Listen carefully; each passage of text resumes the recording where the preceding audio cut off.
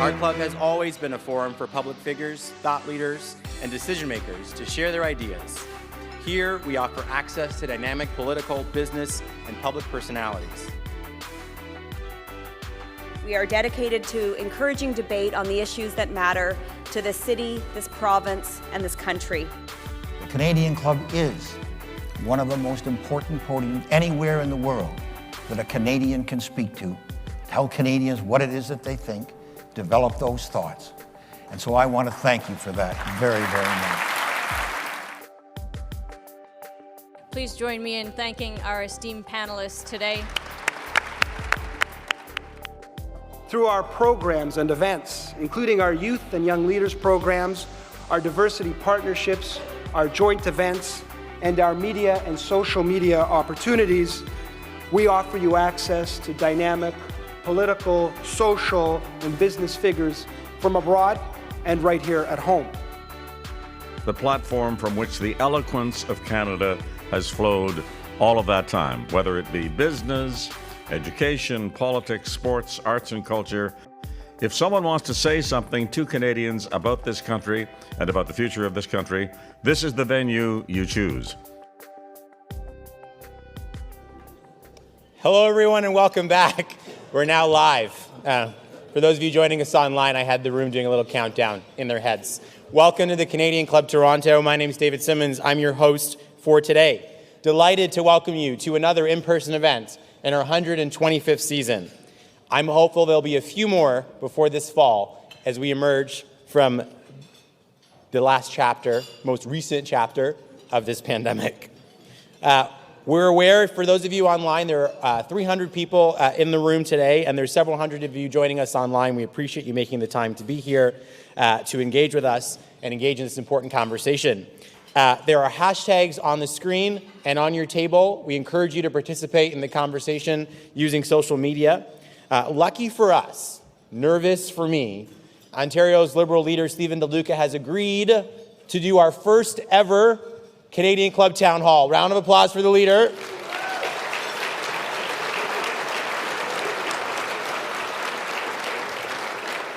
Which means I will not be on stage with the leader. I'll be in the audience with you, asking questions. If you're in the room, you can put your hand up. I can come to you. We can have a little dialogue. This is not your PhD dissertation. You can ask a question in 7 words or less, and I will moderate that discussion with the leader. I can hear Mother Rue in my head telling me not to mess it up.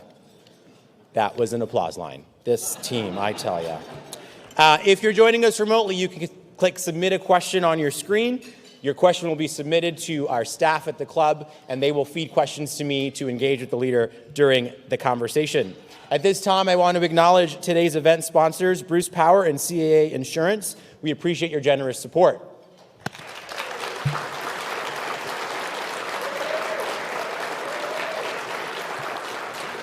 I'd also like to acknowledge an old, trusted, and valued friend of the club, Simon Dwyer from Bell Canada, for their sponsorship of a Youth and Young Leaders table with students from the Department of Political Science at the University of Toronto. Let's welcome our student table.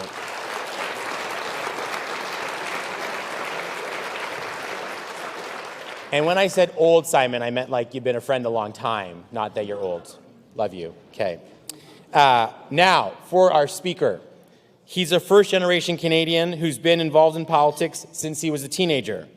Just as his parents sought opportunity in a new country, he sought opportunity as leader of the Ontario Liberal Party so he could expand opportunity for everyone across the province. During his 30-year political career, Steven Del Duca has served as a local campaign volunteer, a riding president, a campus club president, a political staffer, a campaign manager, an executive council member, a candidate, a member of provincial parliament, and a cabinet minister. What a list.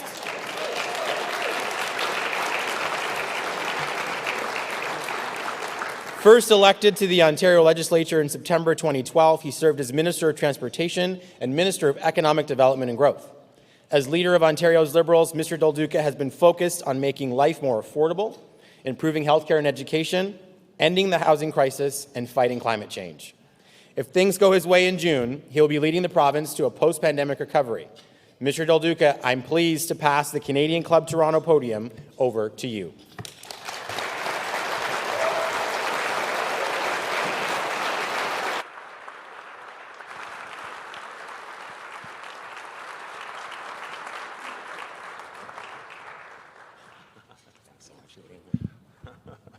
As you see, David didn't really say he was going to pass the podium in a literal sense. The podium is being taken away. So good afternoon. I am so absolutely delighted to be here with each and every one of you. I want to begin by thanking David for his very kind introduction. And I want to thank, through him, the entire Canadian Club team for organizing today's event and for giving me this chance to share some of my thoughts with all of you. How about a big round of applause for David and the Canadian Club?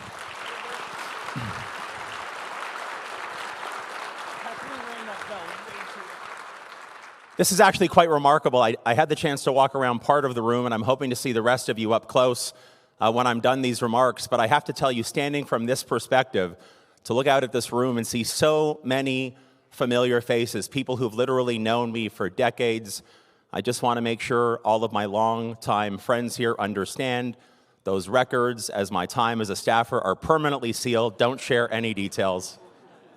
But isn't it awesome to be back in such a large room with so many friends, so many people that we work alongside, to feel that energy in the room? Absolutely.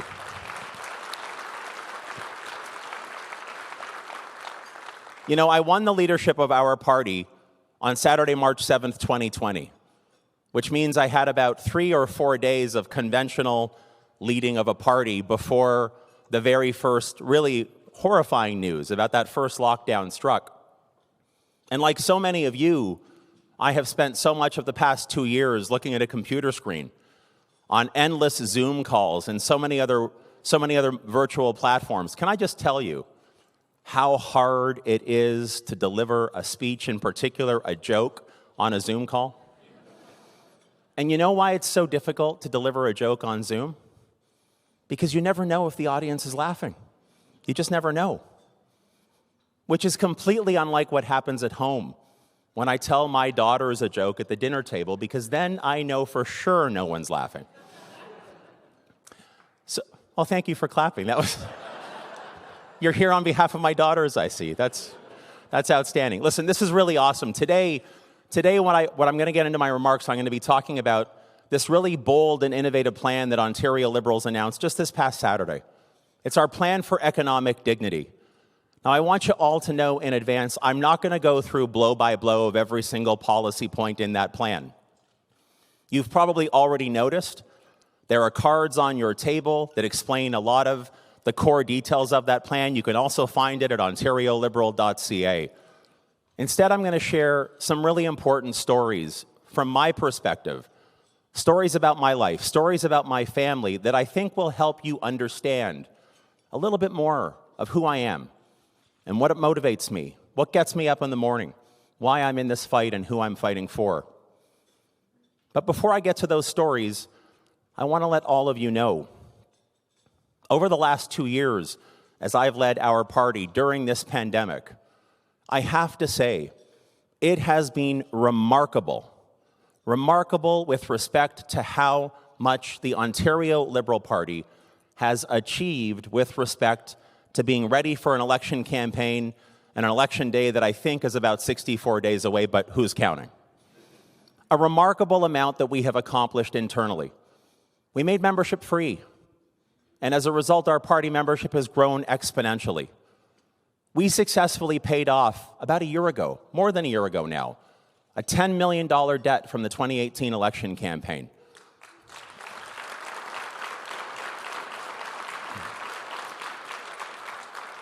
We started the most open and accessible platform development process in our party's history. In fact, many of you will know because you've participated. You don't even need to be a member of our party to have your voice heard. But of everything that we've achieved so far, what I am most excited about, what I am in fact proudest of, is the extraordinary team of women and men who have come together, who have stepped forward from every corner of Ontario and every walk of life to bring their experience, their talent, and their dedication and their passion for a better Ontario to be candidates. And today in this room, we are joined by many Ontario Liberal Party candidates, and I would ask that they all stand and please be recognized.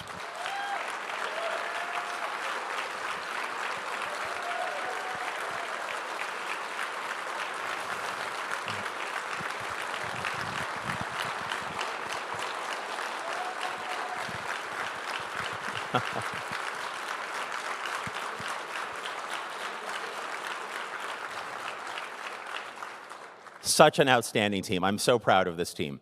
It's a team that's going to be ready to do the job that you need us to do, and Ontario needs us to do starting on day one, should we earn that honor. So now we're going to talk about economic dignity.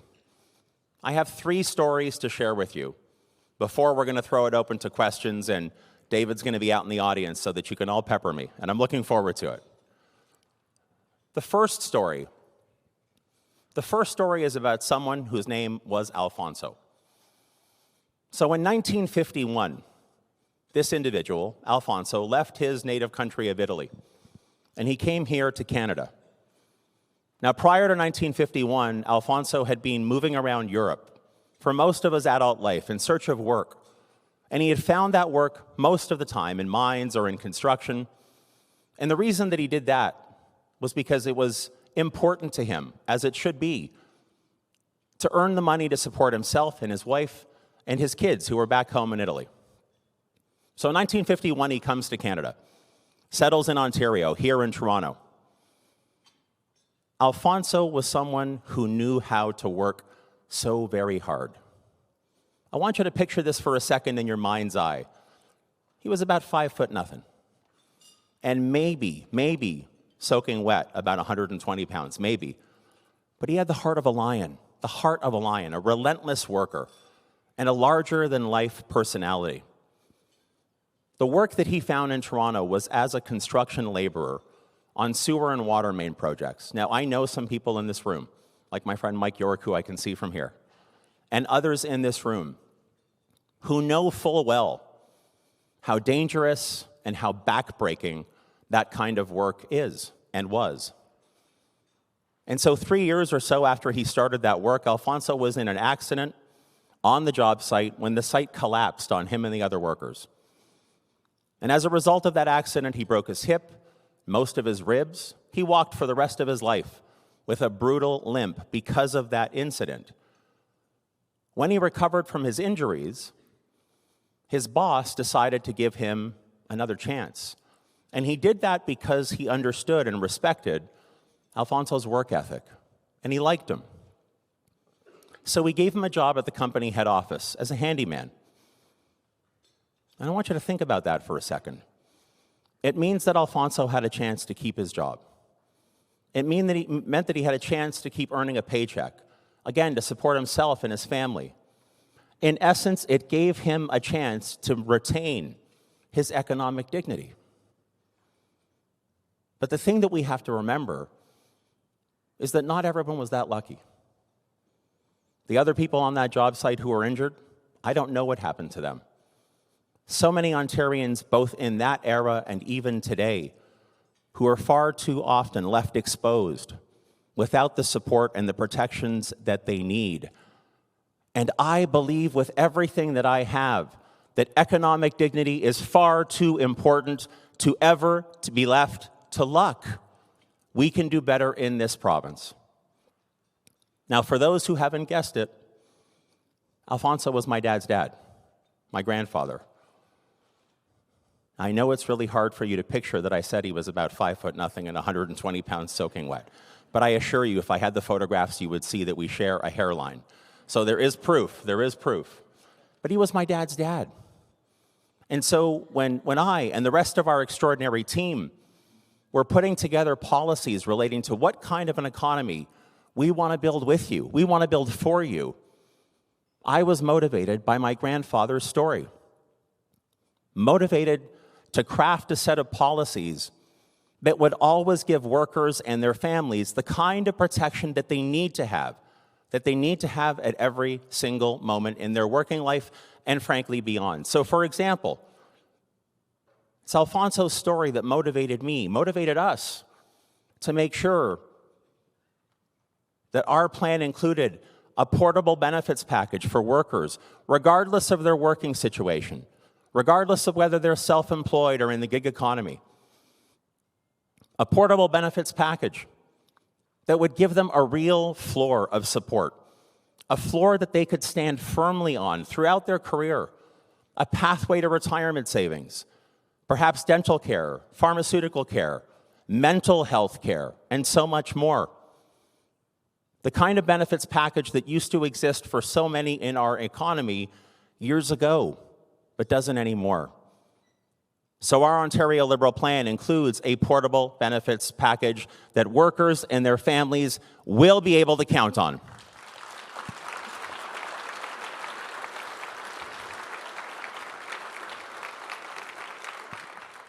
It includes, of course, our plan for the minimum wage.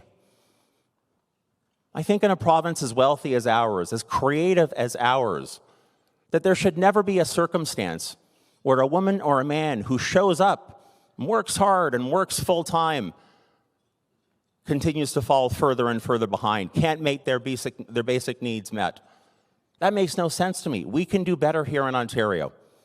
An Ontario Liberal government will raise the minimum wage to $16 an hour, but here's the part that I really love. Once we've done that, we will work urgently with all of our partners, including many of you in this room today and people across Ontario, to establish for the first time ever a dynamic living wage for the people of this province, because that's what we need in Ontario.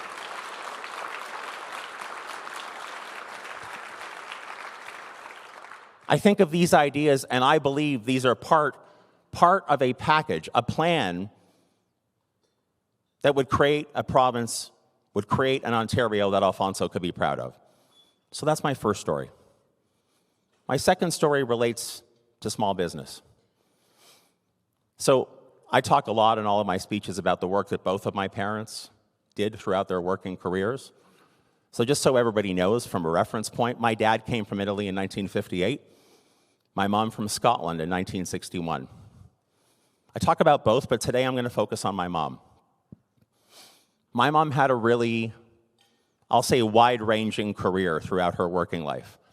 At times, she was an early childhood educator. At other times, she was a legal assistant. She would kill me if she knew I was going to divulge this next fact. At times, she was a Mary Kay cosmetician. I just want everyone to know that's true. I really hope she's not watching virtually at this moment in time. But a little bit later in her working career, my mother decided to do something that took all of us by surprise. She decided to take a calculated risk and to open her own small business at Toronto's St. Lawrence Market. A small business that sold fresh pasta and had an espresso bar. Now, I know what you're thinking. How is it possible that Del Duca's Scottish parent was the one who opened the pasta store and the espresso bar? But she did, and she made it thrive. It was so successful. And I look back at that point in time, and I think about all those years that my mother ran that business of hers. All of the incredibly long hours that she worked tirelessly, hiring staff, keeping staff, managing a payroll, dealing with paperwork, and never a sick day, never time off, no such thing as a holiday. The women and men who are the entrepreneurs, who take those kinds of calculated risks, are literally the spark that drives Ontario's economy. And over the past 2 years in particular, they've been abandoned time and time and time again. Left to twist in the wind. Not a priority. When we put together our economic dignity plan, it was important to me and our team of candidates to make sure that the other half of the economic recovery that we will build needs to include real support so small business entrepreneurs like my mom can have the courage to see their dreams come true, can take those calculated risks and succeed, and can know that they have a government at Queen's Park that's on their side and has their back. And that's why in our plan for economic dignity, we say that if elected, we will make sure that the small businesses in Ontario who've been hardest hit by this pandemic do not pay corporate income tax for 2 full years.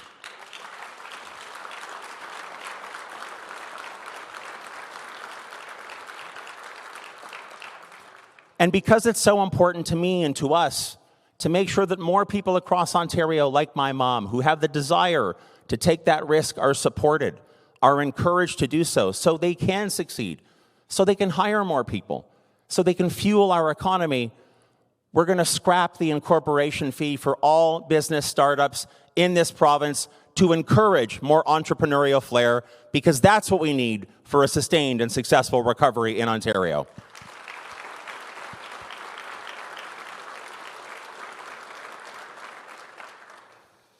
And now, because I know David's getting impatient, I'm going to tell you my last story, and then we're going to open it up for questions. You know, I talk a lot about my family. I talk a lot about my parents. I was so blessed in my life to be close to all 4 of my grandparents. Obviously, to be close to my parents, my brothers, my sister. My wife, Utilia, and I are raising 2 daughters right now. I talk a lot about our daughters as well, which they really, really hate, but I do it anyway. Talia's in grade 9 and is almost 15, and Grace is about to turn 11, and she's in grade 5. The story that I want to share with all of you, so you really understand what motivates me to work relentlessly hard for all of you, for all of Ontario, is the very simple notion. What my grandparents did for my parents, what my parents did for me and my brothers and my sister, and what Utilia and I are trying so hard to do for Talia and Grace. In this province of ours, every single generation has a fundamental obligation to make life better for the next generation. It is part of the magic of Ontario. It is part of the magic of this province that I love, that you love. It is not guaranteed. It is never guaranteed.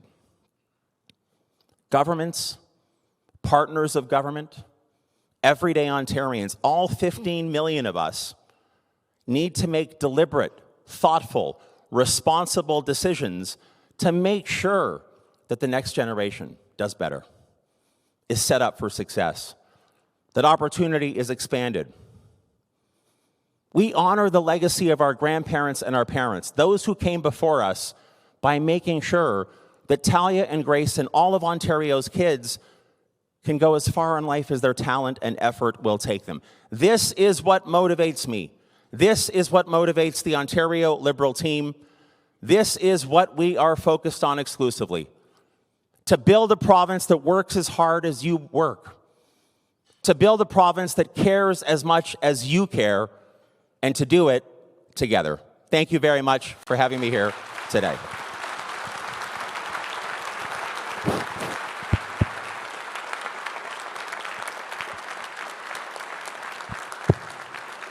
Ladies and gentlemen, Ontario Liberal leader Steven Del Duca.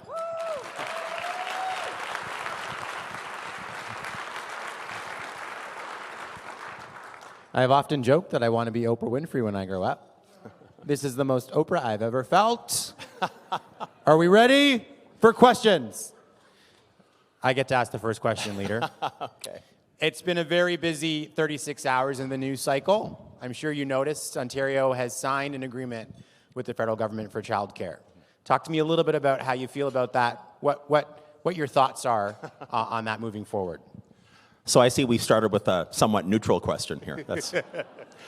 Look, let me just say right off the top, I think we're in an era now. I think we've been in this kind of era for a long time, but I think more of us are starting to understand it. At least I hope we are. It should be okay for political opponents to acknowledge when someone else that we're, again, allegedly running against or are running against have actually accomplished something that's good for the people of Ontario. Absolutely.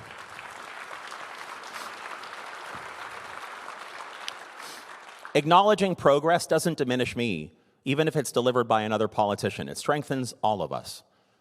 And so for many, many, many months, actually almost a full year, while I've been urging the Ford Conservatives, our team has been urging the Ford Conservatives, pretty much everybody you speak to has been urging them, get an agreement in place with the federal government so we can start to deliver $10 a day licensed childcare for 2 fundamental reasons. Our kids deserve the very best start in life, and families who are working so hard are falling further and further behind because of the affordability crisis. It's a win-win. So let me just say, in a very general way, it is good news that Ontario has signed a childcare agreement with the federal government. However, it should never have taken this long. The province that I love, and I'm a proud Canadian, but the province that I love leads we don't follow. And the agreement has been there on the table, on offer, for almost a full year. The fact that we were dead last, I believe, was an embarrassment, is an embarrassment. I think also there are some things that are included in the Ontario Liberal Plan for childcare, we call it Care for Every Child, that are missing from this particular agreement. Number one, we've made a commitment that within 100 days of taking office, we will deliver $10 a day before and after school care, which is also really, really important for hardworking families. The agreement that's now in place is silent on that. The second thing that we've talked about, because we don't believe that Ontario families should suffer because the Ford Conservatives were dead last in this country getting an agreement in place, the other thing that we've made a commitment to is making childcare payments retroactive for families to January the 1st of this year, and that is something that we will do if elected June 2nd. For those of you in the room, please put your hand up if you'd like to ask a question. Colleen and I will be over to see you. I see 2 hands over there. Any hands over here? No. Steven, I want to ask you another question. You talked a lot about your personal life, your parents, your grandparents, your kids, lessons that you've taken from your family. The last 2 years have been difficult for everyone across this province. 2 years before that was very difficult for the Ontario Liberal Party. A tough loss in 2018, not just for the party, but for you and Vaughan. What drove you to put your hand up to be leader of this party? Well, first, David, I appreciate the reminder. That's awesome. It's great stuff. I had almost forgotten about that, but it's okay. Listen, I think, first of all, winning is so much better than losing, in case you didn't know, right? Having won a few and lost a few as well. I made the decision to get back into politics, to come back from that era or that moment in time to run for the leadership of the party, as I mentioned in my remarks today, because of what motivates me, because of what I think has gone off the rails, because that obligation, that opportunity that we should always be seeking to expand for Ontarians has been shrinking and fraying because of deliberate decisions made by the current government. And I believe that to be the case. I believed it before COVID. I believe it, well, frankly, even more so since COVID and during COVID. And so that was what motivated me to get into the race. But can I just say, when you go through the kind of experience that I went through and that we went through as a political party, but also as individuals, I think it's really helpful in terms of building that resilience. I think it's really helpful after a long stretch in power, which we did have, to recognize that the time you have when you're given people's trust to deliver for them isn't never ending, it's finite. That people don't expect perfection from their leaders or their governments, but they want to see a real plan. They want to know the plan is thoughtful and it's competent and that it's going to be delivered in a way that works for them. And I'll tell you something else that losing does. It teaches you to be humble. And it teaches you to listen more than you speak, which, as you might tell, maybe you can tell from today, is sometimes hard for me because I love speaking. But you got to listen. You can never allow yourself to fall into the trap of falling out of touch with what matters to the people who've given you their trust. Those were important lessons that were hard to learn in 2018, but I believe I've learned them. I believe those lessons have made me a stronger leader. I believe they've given me a very specific idea around the purpose that we have and what needs to be delivered, and the idea that it needs to be delivered urgently for the people of Ontario. Thank you.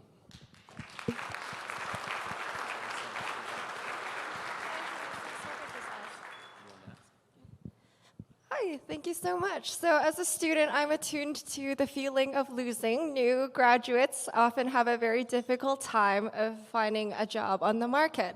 And so when you describe an economy that works for everyone, do you have any plan in mind for new graduates from universities and colleges to get their leg into an industry that they're interested in working in instead of gig work, which guarantees few benefits, is often exploitative, but has very low barriers for entries for new graduates? Well, thanks very much for that question. And again, to you and the other U of T students who are here, thank you so much for joining us for today's luncheon.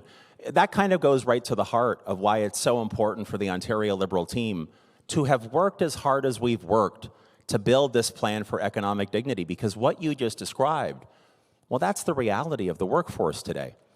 And it's not like the clock is ever going to go back. It's not like we're going to press rewind and somehow we're going to be back in a world where employment was more stable and more assured and there was a real set of employee benefits that you'd have regardless of which industry. That's not coming back. Yeah, I think about my daughters, our older daughter being in grade 9. Utilia likes to remind me, not that far away from post-secondary opportunities, which really doesn't sit well with me because I can't believe she's growing up so fast. But it's a good question about what will the future of work and support look like for you, but also for them.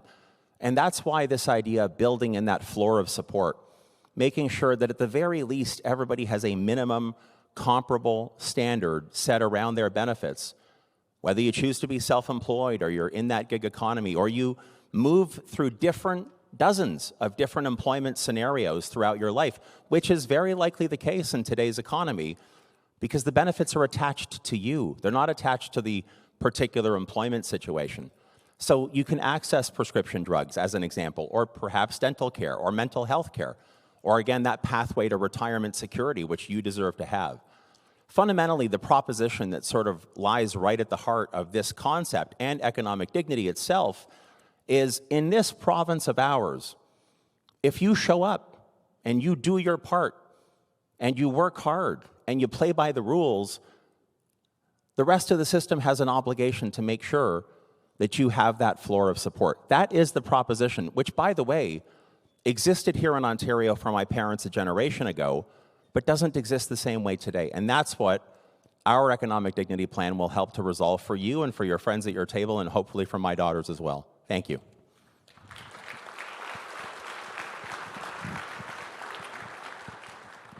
Stephen, your mom was an ECE, and I applaud the fact of your comments that we needed them earlier and a lot. If you do the math, from what we've seen, there's going to need in Ontario for 86,000 early childhood educators. Our community college system trains them exclusively and doesn't have the capacity to deliver them more. As a career college, my college, Trios, I've trained over 6,000 PSWs. We're ready and able, ourselves and many other schools, to do it. And it's the only province in Canada where you can't get an ECE at a career college. What could you do to level the playing field so that we can solve the human resource crisis that's upon us? Well, it's a great question, Frank. Thank you for that. And let me just say, we're still working on our platform. And so I get in trouble if I start to release planks to the platform prematurely. And, leadership has its limitations, I suppose. But that's okay. We are working on a plan specifically around both post-secondary and also what's been taking place in our healthcare system, as you pointed out, the very severe challenge that we have around the human resources issues, whether it's nurses or it's personal support workers or, as you pointed out, early childhood educators. So in the next number of weeks, we are going to have more to say specifically about how our plan will help fill the gaps that exist today, the gaps that we anticipate will continue to exist because so many people have been driven out of professions that we need because of what's taken place over the past couple of years with the burnout and how tired they are and the fact that we have legislation in place like Bill 124 that needs to be repealed so we can encourage more people to become nurses and to be out there on the front lines. I will also point out in that child care plan that I talked about that Ontario Liberals released last May, we also included a provision because we know that in order to deliver $10 a day licensed childcare across Ontario, and by the way, in our plan, the timeline is by the end of 2024, not by 2026. It's an ambitious timeline, but we believe it needs to be delivered urgently. We also said that we would make tuition for early childhood educators free, and that we would set up a compensation structure or a pay and benefit structure for ECEs in the licensed childcare system that would match the compensation that they would receive working in full-day kindergarten to help retain. So this is just my way of explaining. We have some very thoughtful ideas about how to get there, and in the next number of weeks, I promise before June 2nd, you'll see those details. Thanks, Frank.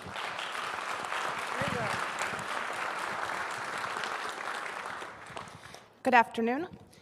Hi there. Organized crime in Ontario makes the province lose $750 million a year from contraband tobacco. There are so many things that we can do as a province with the money from that. We haven't done much so far, and I'm hoping that maybe you and your party will do something about it. I'm not asking for a commitment right now, but maybe something to think about. Listen, it's an issue that I know, having spent some time serving actually at one point as the parliamentary assistant to Minister of Finance Charles Sousa, who's here in the audience, and Dwight Duncan, who's also here in the audience. I know this is an issue that's come up repeatedly through the years, and of course, like any other important issue, it is something that an Ontario Liberal government would be taking a serious look at. But thank you for raising it here today. Appreciate it. Hello. The current state for independent living with people with disabilities is quite a mess here in Ontario. The wait times for a bachelor apartment are 7 years. Wait times for a one-bedroom is 12 years. The current provincial government has decided to put $6.4 billion into long-term care homes. It costs taxpayers $210 a day for one individual in a long-term care home. In supportive housing, it costs anywhere between $130 to $180 a day. Outreach services cost $90 a day, so the numbers don't add up. And I'm hoping that you will take a look at affordable housing for people with disabilities. You'll take a look at the PSW wage and make it the same across the board. PSWs in independent living get paid at a lower rate than PSWs in the hospital and long-term care home. And it doesn't make sense because the money's coming from the same spot. It also doesn't allow PSWs to come into independent living because they're going to go for more money. And that's common sense. And the next one is, persons with disabilities that are on ODSP right now, currently in Toronto, live anywhere between $12,000 and $14,000 below the poverty line. Yep. I'm wondering if we can look at the numbers and at least bring them up to the poverty line.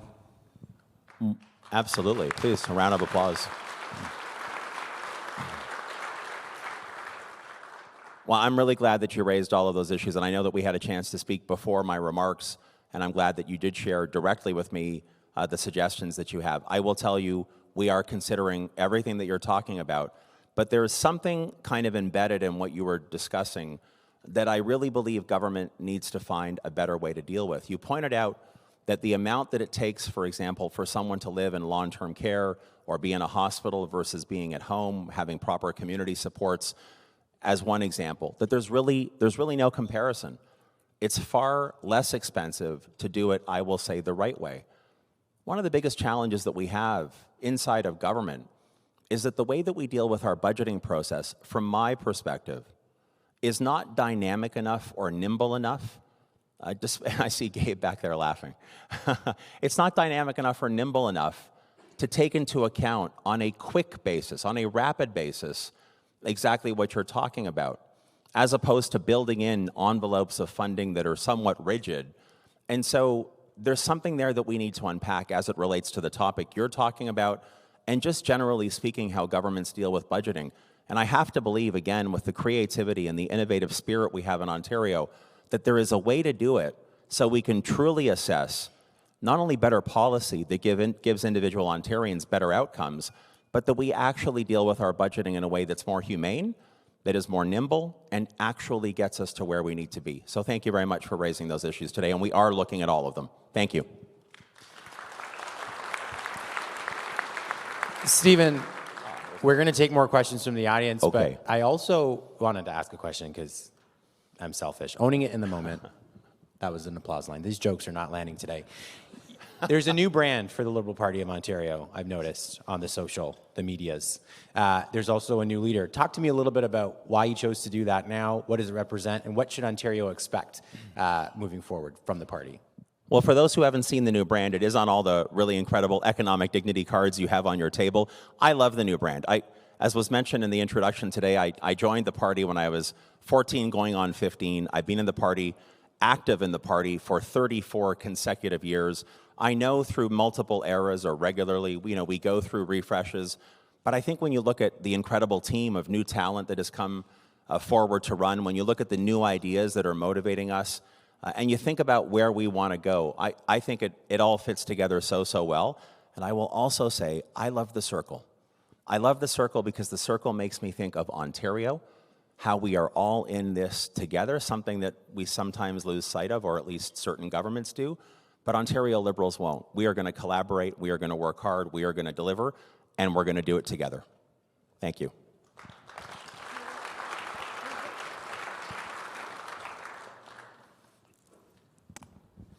Hi, how are you? I'm great, thanks. Good. My question is regarding healthcare. Coming back to shortage of doctors we are having here. You know, wait time in ER is like few hours, not even a couple of hours, which is really bad. I have experienced twice like that. You know, we had to wait in ER for, I cannot even imagine, like 10 hours.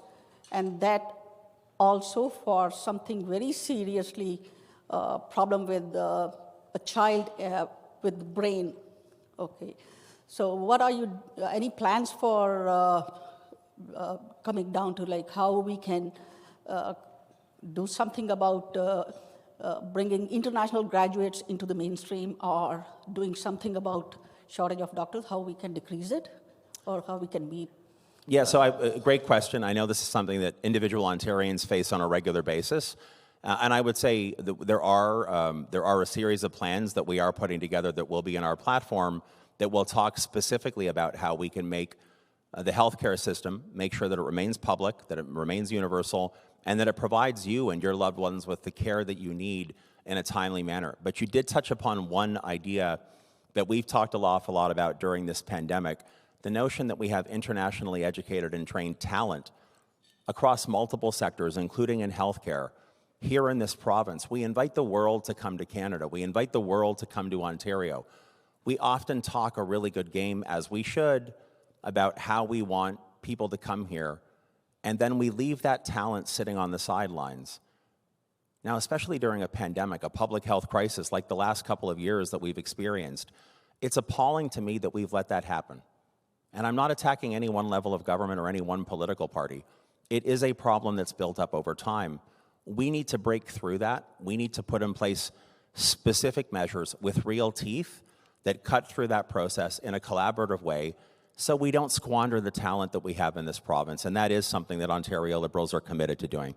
Thank you. Stephen, we have a question from the virtual audience. Ontario businesses want more trade with other provinces outside of Ontario. Businesses outside of Ontario want more trade with businesses inside Ontario. If elected, what would the Liberal government do to create the conditions for freer trade with other provinces? Well, so this is something that we've talked about through our platform development process. I know that a number of our candidates who are working on the economic pieces of our platform are kind of sinking their teeth into, but this is an issue that, well, frankly, it's been around for quite some time. It's plagued Ontario, it's plagued parts of Canada for quite a bit of time. You know, I don't know for sure exactly how we're going to unlock the potential that exists there, but I do know for sure that we need to make a dedicated effort as a leader, as the largest province in this country, to make sure that we are untangling some of the challenges that exist there, because it's good for our economy, both locally and across the country, if we can get it done in the right way. And it is something we're aware of and something we're working on. Thank you. Sure I do, yeah. Thank you. Steve, thanks for the shout out, by the way, earlier. And cool story about your mom, really. What I'd like to do, speak about community benefits. So I want to set this up. Colleague of mine, you will know, Chris Campbell. He's the Equity and Diversity Representative for the Carpenters in Ontario, and I like the card here that reflects Chris's work in our organization. He's also the chair of Toronto Community Benefits Network. Happens to be out west currently. He says hello. And he's touring with the Carpenters in BC on major infrastructure projects, and the Carpenters have done some great work with Indigenous youth. So in terms of community benefits, how do you see that, and what can you speak to that in terms of bringing that in alignment with economic dignity on major projects in Ontario? Well, thanks very much, Mike. It's a great question. And I can still remember when I served as transportation minister, being at the announcement relating to the Eglinton Crosstown, single biggest transit project in Canadian history, where we announced the rollout of the community benefits program here in Ontario. There were many members of our caucus, many cabinet ministers there. And you think about that, from what I recall from my briefings at transportation, I think that the Crosstown is a $5.6 billion transit project, $5.6 billion. And imagine a world in which the model that we used to use in Ontario was that you would go into a community or a series of neighborhoods, and you, whether in Toronto or anywhere else in this province, and you would invest literally hundreds of millions or billions of dollars. And when the project was done, yes, you'd have the transit service, or you'd have the hospital, you'd have the courthouse, but you wouldn't necessarily leave a lasting legacy in terms of local economic activity or support or benefits for the community. So we started to turn that ship around with the Crosstown. Both Metrolinx and Infrastructure Ontario were instructed, they were directed to actually build community benefits into their procurement. Over the last number of months, we've seen some of the stories about how the current government has been moving away from those commitments. I think that's a bad, bad mistake. I think community benefits should be essential, an essential part of all provincial procurements. I think there's a way to strengthen them so that when we are done with a particular project, whether it's a highway in Northern Ontario and how it impacts Indigenous communities, or it's the Eglinton Crosstown and how it impacts racialized, vulnerable communities, or frankly, even small businesses in the affected area, we need to find a way to leave that legacy behind, and an Ontario Liberal government will do just that.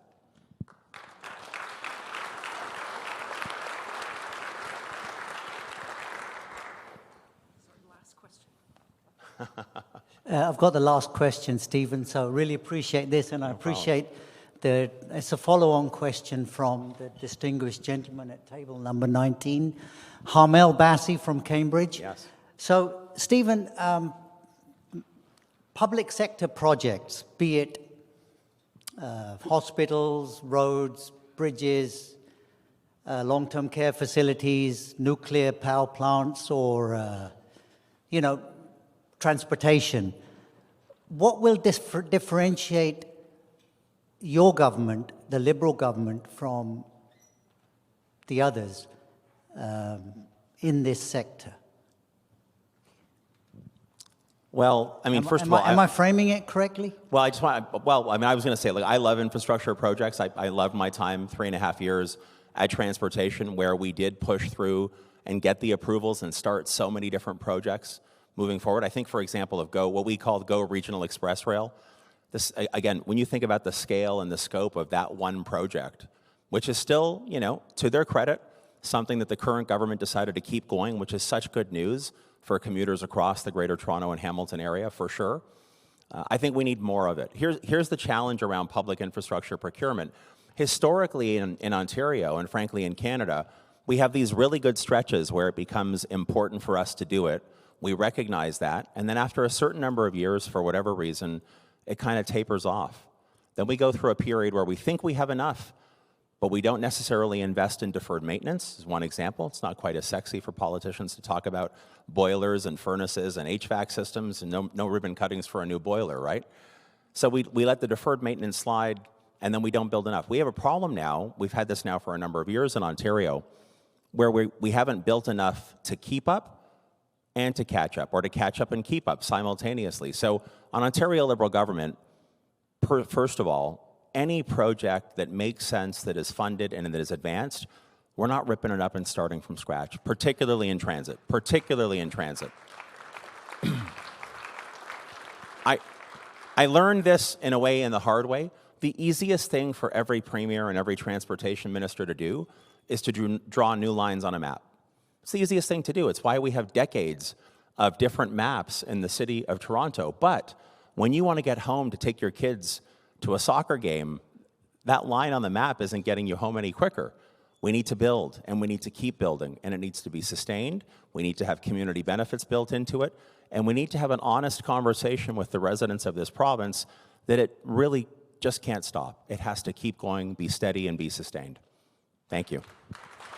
Stephen, before we end, I'm going to ask you one final question. Okay. What is the one thing that people of Ontario need to hear from you today before the next 64 days come to pass? Well, first of all, I'm done talking, so you can all clap for that right there. Look, I just want you all to know what I said earlier today is exactly what I'm all about. It is what motivates me every single day.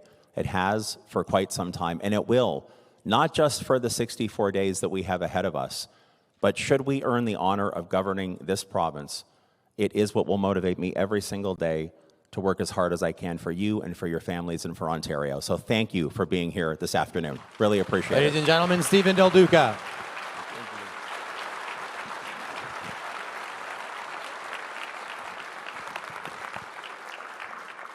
Ontario's Liberal leader, Steven Del Duca. One more time, round of applause for him.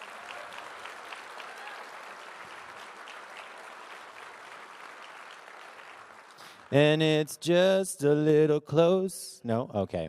If Steven can do it without a podium, so can I. I want to thank everyone for being here today. On behalf of the Canadian Club Toronto, I want to thank the Liberal leader for being here in our first ever town hall. Hopefully we can do more of these in the coming weeks and months ahead. I appreciated the passion and perspective you offered the club today, and I know people in the room did as well.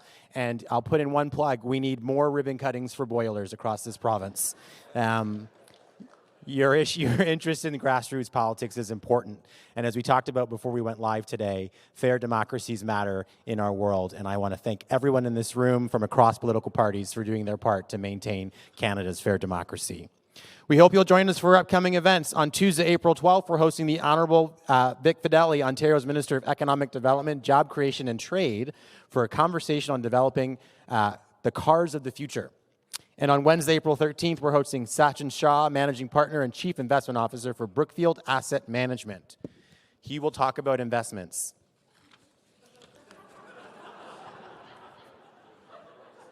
I got one. Okay, before we close, I want to extend a big thank you to our sponsors, Bruce Power and CAA. Today's event was made possible with your support. I also want to thank Van Valkenburg Communications, who helped us stream this event live, and livemeeting.ca. Stay safe, stay healthy, and we'll see you next time.